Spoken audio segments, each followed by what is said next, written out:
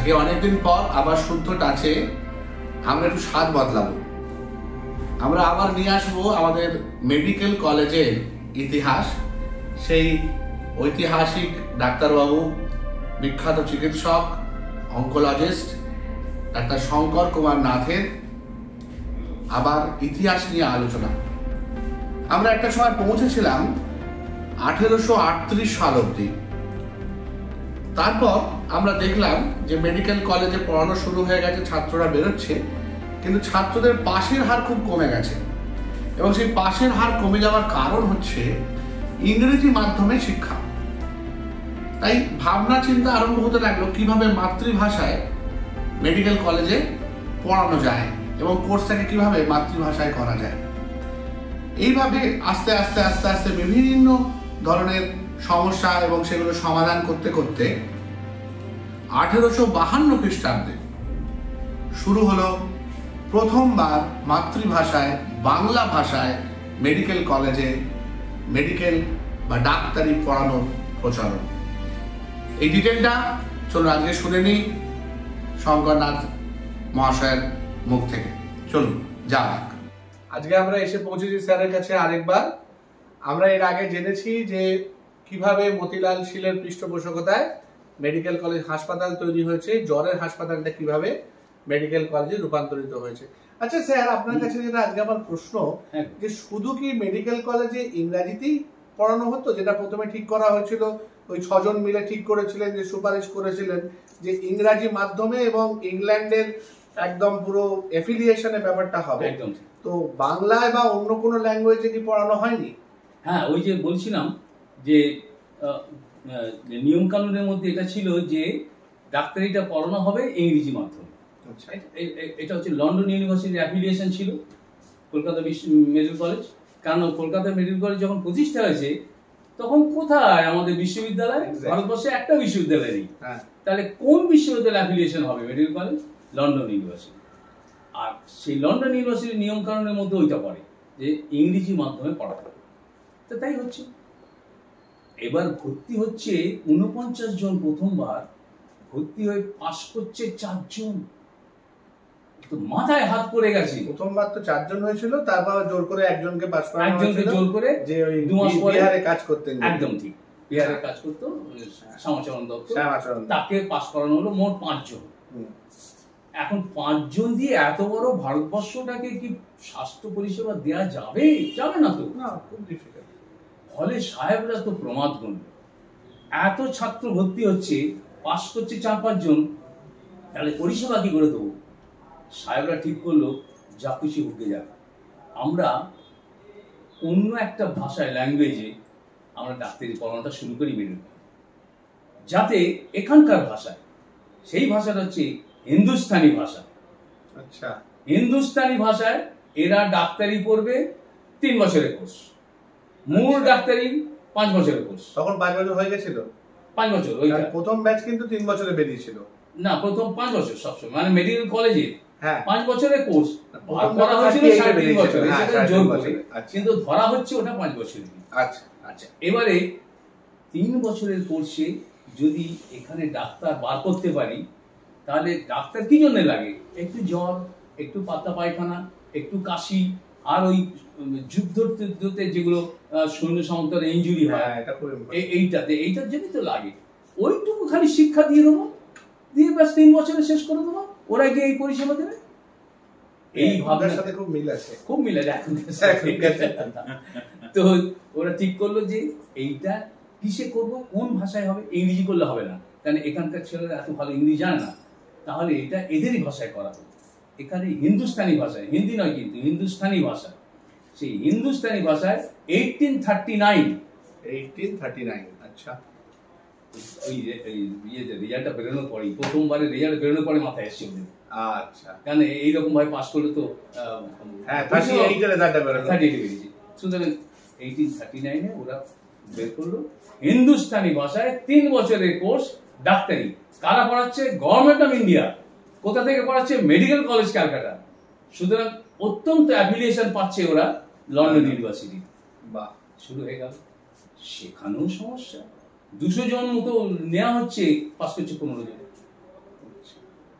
কেন এটা লন্ডন ইউনিভার্সিটির অ্যাপ্লিকেশন, তো তাদের নিয়মকানুন মানতে গিয়ে এটা হচ্ছে। তাতেও যখন হচ্ছে না, তখন রামকমল সেন মানে হচ্ছে কেশবচন্দ্র সেনের ঠাকুরদা,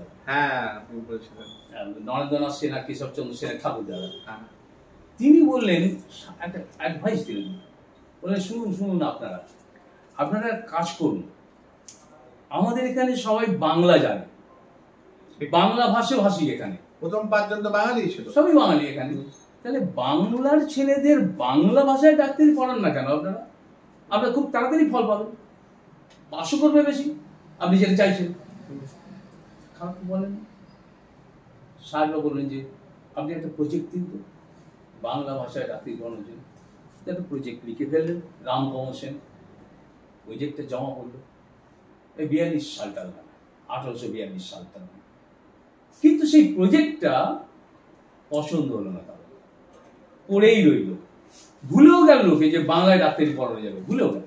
ওই সময় তোমার দ্বারকানাথ পাঠিয়েছিলেন বাকিদের বিদেশে, দ্বারকানাথ একদম 44 সালে 43-44 একদম ওই সময়টাতে বেন্টিং নামক জাহাজে যাচ্ছে, সবাই মিলে গেল ডাক্তারি পড়তে যাচ্ছে বিলেতে। কেন? ওই প্রথম যাচ্ছে ডাক্তারি পড়তে বিলেতে, এবং ওরা ইংরেজি শিক্ষায় যাচ্ছে, বাংলা তখন অবহেলিত, সুতরাং বাংলা অবহেলিত। ঠিক।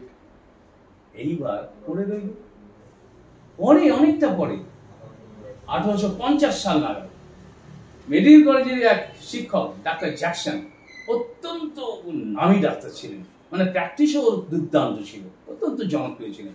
ডক্টর জ্যাকসন সেই সময় সমস্ত সেলিব্রিটিদের দেখেছেন যে তাদের অসুখ বিসুখ। ওই সময় সেলিব্রিটি, ওই সময় দু একজন নাম বলুন না স্যার। ওই সময় যারা ছিলেন, ধরুন ডাক্তাররাই ডাক্তারদের চিকিৎসা করতেন, সেটা আচ্ছা, যেমন রামকৃষ্ণদেব, তাকেও তিনি দেখছেন। যেমন ধরুন আমাদের কি বলে ডাক্তার, যেমন ডক্টর তামিজ খান, তাকেও তিনি দেখছেন। আচ্ছা, এমনকি মতিলাল শিল্পীও দেখেছেন। আচ্ছা, উনি ডক্টর জ্যাকসনই দেখেছেন। ডক্টর জ্যাকসন বলেন, এবার উনি চলে যাবেন, আপনারা যান গঙ্গার ধারে, নিয়ে গিয়ে ওকে শুয়ে দিন। তখন এটাই তখন বাড়িতে মরে যাওয়া মানে অত্যন্ত খারাপ, ইনফেকশন ছড়িয়ে যাবে, সেই কারণে ও সব গঙ্গায় চলে যাবে। যাই হোক, এবারে ডক্টর জ্যাকসন বললো, না এভাবে চলবে না, আপনারা বাংলাতে শুরু করুন, ডাক্তারি পড়ানো শুরু করুন, ওই 3 বছরের কোর্স হবে। কোর্সে তো পড়ে গেছেন, একজন প্রজেক্ট দিয়েছিলেন, তো তিনি মারা গেছেন, রামকমল সেন, ওটা বার করুন। আর আমি দেখছি ওটা নিয়ে দুটো নিয়ে আমি কি করে একটা খাড়া করা যায়। সিন্ধুক থেকে বেরোলো, মেডিকেল কলেজ সিন্ধুক থেকে রামকমল সেনের প্রজেক্টটা বেরোলো, বাংলায় ডাক্তারি পড়ানো, আর ডক্টর জ্যাকসনও একটা প্রজেক্ট দিলেন, দুটোই মিলে প্রেস করা হলো কাউন্সিল, মেডিকেল কলেজের কাউন্সিল। সেখানে কি আছে? কাউন্সিলে যিনি প্রিন্সিপাল, ডক্টর মট,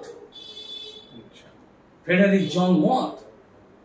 আমি বলবো এর মতো প্রিন্সিপাল মেডিকেল কলেজে খুব কম এসেছে, হাতে গোনা 1-2 এসেছে, ডক্টর মট এর মতো প্রিন্সিপাল। পরে বলবো মট সম্পর্কে আমরা। মট তখন প্রিন্সিপাল না, তখন মেডিকেল কলেজ সর্বোচ্চ পোস্টার নাম ছিল সেক্রেটারি, প্রিন্সিপাল বলে কেউ ছিল না। তো উনি সুপারিনটেন্ডেন্ট ছিল, সেক্রেটারি হচ্ছে টপ মোস্ট। এবং এটাও আমাদের জেনে রাখা উচিত যে পৃথিবীর কোথাও কোনো মেডিকেল কলেজে সর্বোচ্চ পদাধিকারী কোনো নন মেডিকেল পার্সন বসেনি, এক্সেপ্টিং ক্যালকাটা মেডিকেল কলেজ। আচ্ছা, কোথাও নেই, পৃথিবীর কোথাও নেই। কলকাতা মেডিকেল কলেজে সর্বোচ্চ পদে বসেছিলেন একজন নন মেডিকেল পার্সন, তার নাম ডেভিড হেয়ার, যার নামে আমাদের surgery block, right, David Hare block. তিনি ছিলেন সর্বোচ্চ পদে, তিনি ডাক্তার না। এটা সারা পৃথিবীতে ঘটেনি এই ঘটনা। তিনি 1-1.5 বছর ছিলেন, তারপর চলে গেলেন, মারা গেলেন। ওই সেক্রেটারি পদটাই রয়ে গেল, প্রিন্সিপাল পদটা ফিরে এলো। ওই সেক্রেটারি পদেই ডক্টর মট ছিলেন 1856 পর্যন্ত। 50 সালের আলোচনা এটা। তখন উনি আছেন। 50 সালে এবার যেটা ঘটছে সেটা হচ্ছে যে প্রেস করা হলো প্রজেক্ট, ডক্টর জ্যাকসন আর প্রয়াত রামকমল সেনের যৌথভাবে প্রজেক্টটা প্রেস করা হলো।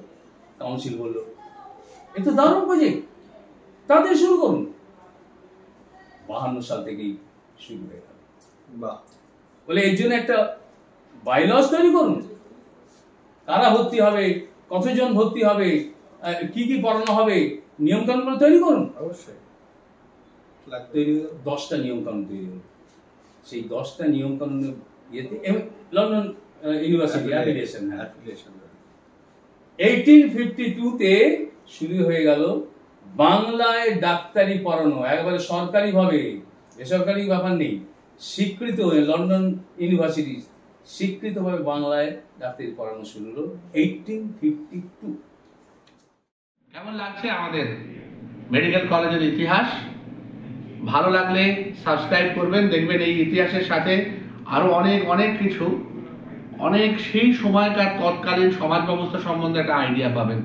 সাবস্ক্রাইব করবেন, শেয়ার করবেন, ভিউয়ার্স বাড়লে আমারও অনেক বেশি বেশি ভিডিও করতে সুবিধা হয়। নমস্কার।